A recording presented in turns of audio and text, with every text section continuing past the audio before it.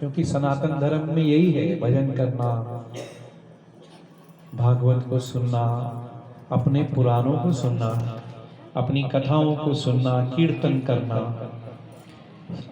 कलयुग के युग में यही है कि आप अपना जितना समय कीर्तन में निकालें, जितना समय उसके सिमरन में निकालें, उसी से हमारा जो है बेड़ा पार हो जाता है। और आप सब इतनी माताएं बहनें आप इस क्षेत्र की यहाँ खुद विराजमान हैं, और जहाँ माताएं बहनें विराजमान हो जाती हैं वहाँ प्रभु को आना ही पड़ता है, और भगवान कृष्ण को तो आना ही पड़ता है, ऐसा ही है ना। तो यहाँ भी भगवान कृष्ण स्वयं में विराजमान हैं। मेरे लिए बहुत आपने आदर सहित आचार्य जी ने मेरे लिए बोला है, शायद मैं उस काबिल नहीं हूँ, लेकिन हाँ मैं कोशिश करता हूँ कि मेरे साथ मेरी जनता, मेरी साथी, मेरे कार्यकर्ता, मेरे कॉलोनी के लोग सुखी रहे। मैं इसके लिए विनती भी करता हूँ, अरदास भी करता हूँ।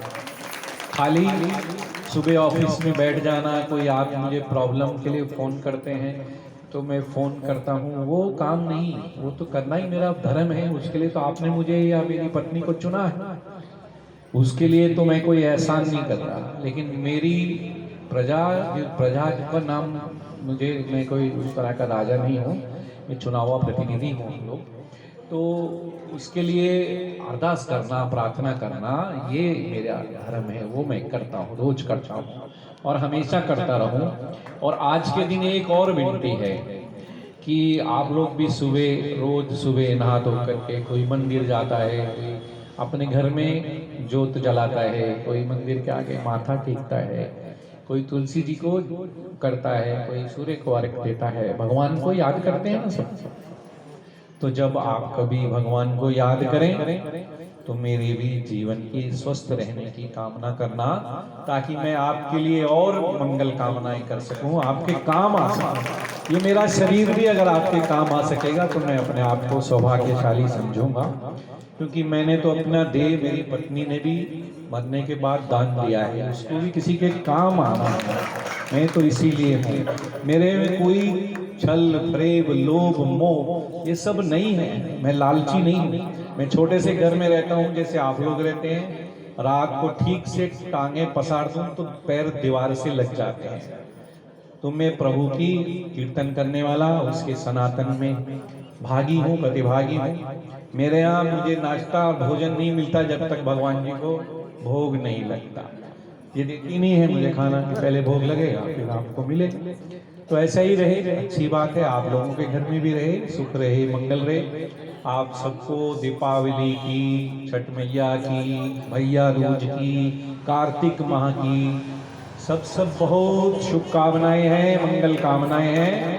और हमारे लिए बहुत सौभाग्य की बात है कि इस बार हमने एक दिवाली मनाई 22, ये अभी 12, कौन सी तारीख को थी? 12 तारीख को ना। तो अभी 22 जनवरी को भी मनानी है, क्योंकि भगवान राम का मंदिर, भव्य मंदिर, दिव्य मंदिर अयोध्या श्री में बनने वाला है, और वहाँ रामलला की मूर्ति की प्राण प्रतिष्ठा होने वाली है। और सबको लेके चलूंगा। हेलो, सुन लो, जिसने जाना हो तो उसको नाम बताऊंगा, रजिस्टर करना, सबको लेके चलेंगे।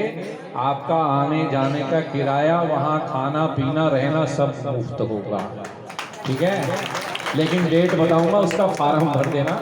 सबने जाना है, और ये भी जाएंगी साथ में आकर। जैसे आप रहोगे, ये रहेंगी वैसे आप रहोगे। ये मत कहना कि खुद तो पलंग पे सो गई, हमें नीचे सुला दिया, तो ऐसे नहीं है। जहाँ ये जाएगी साथ में आके, कोशिश करूंगा मैं भी जाऊं। मैं अभी होके आया हूँ 156 देशों का पानी, जल, नदियों का और समुद्रों का, वहाँ अयोध्या जी में भगवान राम के मंदिर के चरणों में जहाँ सीढ़ियाँ बन रही हैं, वहाँ अर्पित करके आया हूँ। और अभी फिर जब मौका मिलेगा, भगवान राम बुलाएंगे और भगवान हनुमान जी जब कृपा करेंगे तो जरूर जाएंगे। आप सब पर भगवान श्री राम की, हनुमान जी की, बालाजी महाराज की, खाटू श्याम जी की, और भगवान श्री कृष्ण महाराज बाले जी की और बांके बिहारी जी की कृपा बनी रहे। यही आज के दिन की मनोकामना है। बहुत बहुत धन्यवाद, आपने मुझे बुलाया, बोलने का मौका दिया। मैं और मेरी श्रीमती जो यहाँ से निगम पार्षद दस्तखत इसी के चलते हैं, मेरी सिफारिश चल जाती थोड़ी बहुत, तो इसलिए इनकी तरफ से भी आप सबको बहुत बहुत शुभकामनाएं हैं। आपने मेरा स्वागत किया, इस भगवान के दरबार में किया है। मैं तो भगवान के बहुत काम मेरे जिम्मे लगा रखे हैं प्रभु ने, रामलीला भी करता हूँ। देश की सर्वश्रेष्ठ रामलीला करने का सौभाग्य मुझे प्राप्त है। 26 सालों से कर रहे हैं, निरंतर कर रहे हैं। ऐसी रामलीला कहीं नहीं होती।